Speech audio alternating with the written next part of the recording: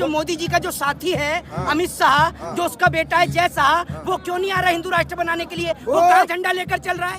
वो क्यों नहीं चल रहा हिंदू राष्ट्र बनाने के लिए? सारा ठेका गरीब के बच्चों ने ले लिया। यार हम लोग मैं आपका यार हूँ, मैं आपका यार हूँ। ये पत्रकार हैं, इन्हें बात करने की तमीज भी नहीं है। मैं आपका यार हूँ। Mind your language. आप सुनिए, शब्दों की मर्यादा रखिए। मैं आपका यार हूँ। पत्रकार की भी कोई हिम्मत और औकात नहीं है कि आप एक आम नागरिक को यार बोले। मैं आपका यार हूँ। Mind your language. आप कैसे बोल सकते हैं उसके? आप इधर आइए, मैं बताता हूँ। इधर आइए।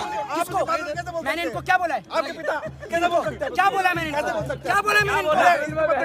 क्या बोला इनको? क्या बोला इनको? बताइए क्या बोला इनको?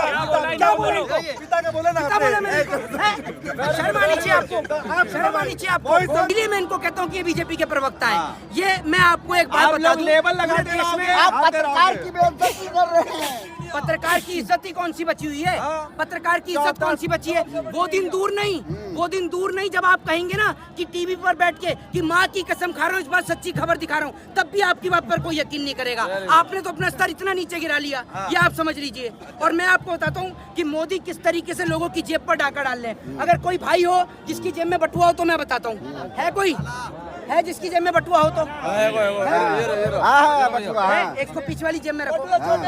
हाँ, मैं आपको दिखाता हूँ, आपको दिखाता हूँ मोदी जी कैसे चोरी कर रहे हैं। बोले आप क्या नाम है आपका? राजकुमार। राजकुमार भाई का नाम है। पहले तो ये हिंदू है, सुन लीजिएगा। बटुआ आपका है ना आपके पास में? अब सुनिए, अब ये राजकुमार भाई, ठीक है, ये मोदी जी से कहते हैं कि मोदी जी देश में महंगाई हो रही है। ये कहते हैं उधर देख पाकिस्तान हमला कर रहा है। फिर ये कहते हैं कि क्या कहते हैं राजकुमार भाई कि मोदी जी देश में महंगाई हो रही है। ये कहते हैं उधर देख हिंदू खतरे में, और ऐसा करके इनकी जेब से बटुआ निकल जाता है।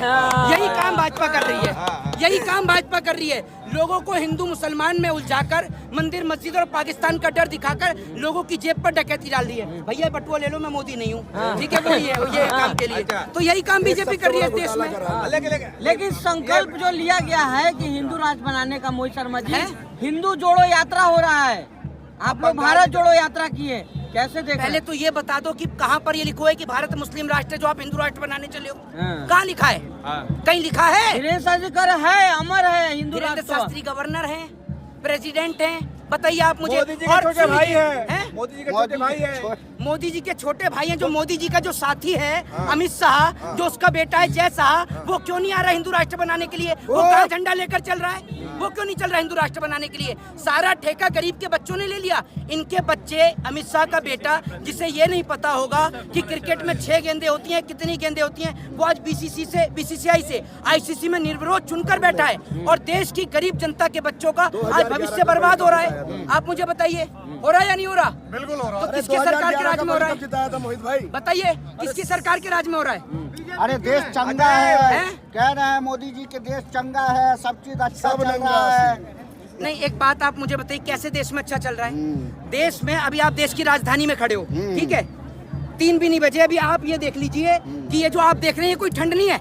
मैंने अंदर कोई टी शर्ट नहीं पहनी, कोई स्वेटर नहीं पहन रखा। ये ठंड नहीं है, ये सारा पॉल्यूशन है। और जिससे लोगों को सांस लेने में तकलीफ हो रही है, तो इसका जिम्मेदार कौन है? कौन है इसका जिम्मेदार? बोलो, बीजेपी की सरकार है। आप बोलिए ना, आप क्यों नहीं बोलते?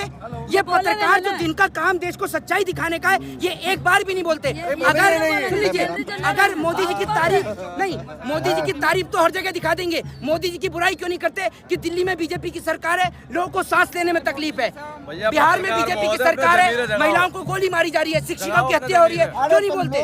लोग वोट देकर जिता रहे हैं ना जी, जो लोग सरकार है। जो आप लोग लोग नहीं है, ये क्या है? ये क्या है? ये लोग नहीं है, बताइए ना आप मुझे। तो बहुमत से ऐसे जीत रहे, बिहार जीत लिए, अब बंगाल कह रहा, बंगाल की बारी है। मोदी जी के राज में ना तो सुन लीजिए, मोदी जी के राज में ना तो बहु सुरक्षित है और ना मत सुरक्षित है, ये समझ लीजिए। बहुमत तो कहीं से कहीं तक सुरक्षित ही नहीं है, ये आप समझ लीजिए। सुरक्षित है देश? ये बताइए आप मुझे। तो क्या हुआ? अरे भाई, RSS का विरोध करोगे यही होगा। तो RSS देशभक्त है? कह रहे भैया, राजगुरु सुखदेव, भगत सिंह, अशफाक उल्ला खां, देश के लिए फांसी का फंदा चूमने वाले ये RSS से थे। और वो RSS जो तिरंगे का विरोध करती थी, कई सालों तक तिरंगा नहीं लहराया, वो देशभक्त है?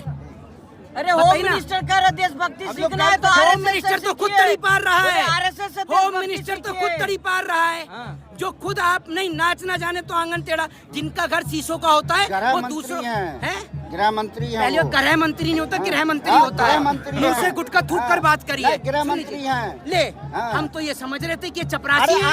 आपने बताया कि गृह मंत्री है। देश के जनता ने चुन के उसको गद्दी पे बैठाया है गृह ना। मंत्री का चुनाव होता है?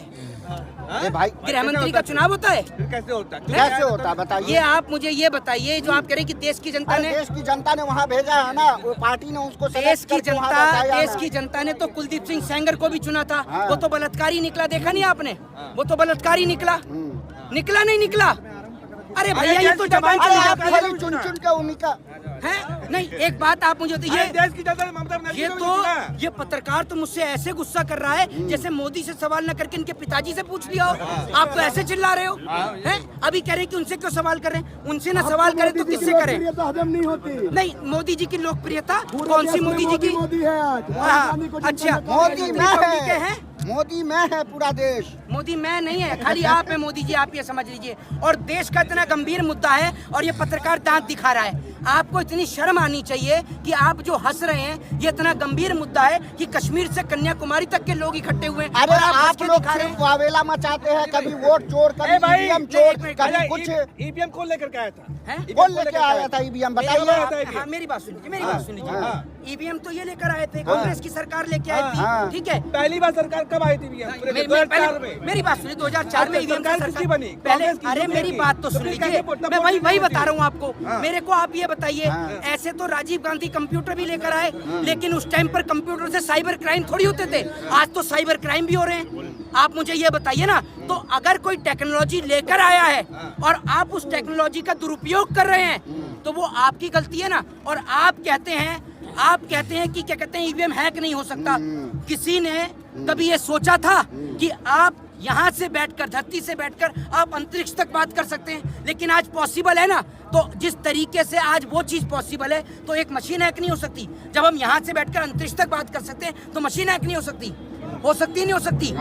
और आप मुझे ये बताइए, एक मोदी जी के राज में ईवीएम कभी कब्रिस्तान में पाई जाती है, कभी सड़कों पे पाई जाती है। कब्रिस्तान में क्या मुर्दे भी वोट डालते हैं? वीवीपैट की पर्चियां जो बिहार में सड़क पर पाई गई, उसका जिम्मेदार कौन? बोलो, मोदी सरकार और उनका इलेक्शन कमीशन। बोलिए। मोहित शर्मा एक बात बताइए, एक बात आप बताइए, बिल्कुल हाँ। पूछिए। हाँ, कि जब आप लोग को इतना विरोध है हाँ। कि वोट चोरी होता है, ईवीएम हैक होता है, तो आप लोग चुनाव का बहिष्कार क्यों नहीं करते? चुनाव लड़ते हार जाते आप हैं। सुन लीजिए, एक मिनट। आप पहले सवाल का एक मिनट, जो सवाल का जवाब सुनिए। आपने कहा कि इतना विरोध है, आपको विरोध नहीं है बिल्कुल भी? आप देश में नहीं रहते? आपको 15 लाख रुपए मिल गए? अब मेरे को बताइए, एक मिनट पहले आप, एक मिनट सब चुप रहिए, आप इनके खुद सवाल का जवाब देंगे। 100 स्मार्ट सिटी मिल गई, 2 करोड़ रोजगार मिल गया, हवाई चप्पल वाले को हवाई यात्रा हो गई, हुई या नहीं हुई? मोहित शर्मा सवाल पहले मेरा मैं ये आपके नहीं था। सवाल का जवाब हाँ। यही दूंगा, अभी आपके सामने दूंगा। हाँ। हुआ ये सब? ये नहीं हुआ? हुआ या नहीं हुआ? नहीं हुआ ना, तो बोलिए देश का प्रधानमंत्री चोर है। बोलिए, ये बोलते ही नहीं है। कहाँ से कहा? बोलिए ना, देश का मेरा ये प्रधानमंत्री सवाल झूठा है। कि अगर बोलिए देश का आपको प्रधानमंत्री विश्वास झूठा नहीं है। उस सिस्टम पे, तो आप उसका जो है बहिष्कार करिए। लोकतंत्र में नहीं, लोकतंत्र में आप मुझे ये बताइए, चुनाव लड़ना सबसे सरकार बड़ा चोर अधिकार है। है। अगर हम चुनाव ही नहीं लड़ेंगे और चुनाव में निष्पक्षता नहीं बचेगी, ये बहिष्कार करना है, तभी तो विरोध करने के लिए सड़कों पे उतरे। ये किसके लिए उतरे? यहाँ डोनाल्ड ट्रंप तो आ नहीं रहा, जो हम ट्रंप से मिलने के लिए आए हैं, यहाँ इसी का विरोध करने के लिए आए हैं। आपको ये भी नहीं अरे पता? यार, हम लोग मैं आपका यार हूँ, मैं आपका यार हूँ। ये पत्रकार हैं, इन्हें बात करने की तमीज भी नहीं है। मैं आपका यार हूँ, माइंड योर लैंग्वेज। आप सुनिए, शब्दों की मर्यादा रखिए। मैं आपका यार हूँ। पत्रकार की भी कोई हिम्मत और औकात नहीं है कि आप एक आम नागरिक को यार बोले। मैं आपका यार हूँ, माइंड योर लैंग्वेज। आप कैसे बोल सकते हैं उसके? आप इधर आइए, मैं बताता हूँ, इधर आइए। किसको? मैंने इनको क्या बोला है? आपके पिता कैसे बोल सकते हैं? क्या बोला मैंने इनको? क्या बोला मैंने इनको? क्या बोला इनको? क्या बोला इनको? बताइए, क्या बोला इनको? क्या बोला इनको? पिता का बोले ना क्या बोला मैंने इनको? शर्म आनी चाहिए आपको, शर्म आनी चाहिए आपको। मुर्दाबाद। अच्छा ये बताइए कि आज विश्व गुरु बन गए हम लोग, मैक्सिको ने 50% टैरिफ लगा दिया भारत पर। अभी तो आप ही मोदी जी की तारीफ कर रहे थे, अब आप ही खुद कह रहे हैं। भाई ये इतना गंभीर विषय है, ये कोई कॉमेडी शो नहीं चल रहा जो आप दांत दिखा रहे हैं, ठीक है ना। और आपको दांत दिखाना है तो कहीं और जाके पत्रकारिता करिए, लेट्स गो, आप जा सकते हैं। आप ये इतना गंभीर विषय है, सुन लीजिए, अरे हम प्लेटफॉर्म नहीं देंगे तो बोलो मेरी बात सुनिए, मेरी बात सुनिए, मेरी बात सुनिए, भाई क्या है? ऐसा है, देश के लोग कश्मीर से कन्याकुमारी तक के लोग इकट्ठे हुए हैं और आपको शर्म आनी चाहिए कि लोग अपना समय छोड़कर यहाँ पर आए हैं, क्योंकि देश का गंभीर मुद्दा है, गंभीर विषय है, और आपको शर्म आनी चाहिए कि आप उस मुद्दे को इस तरीके से जनता के सामने प्रदर्शित करें। आपको शर्म आनी चाहिए। जय हिंद, जय संविधान।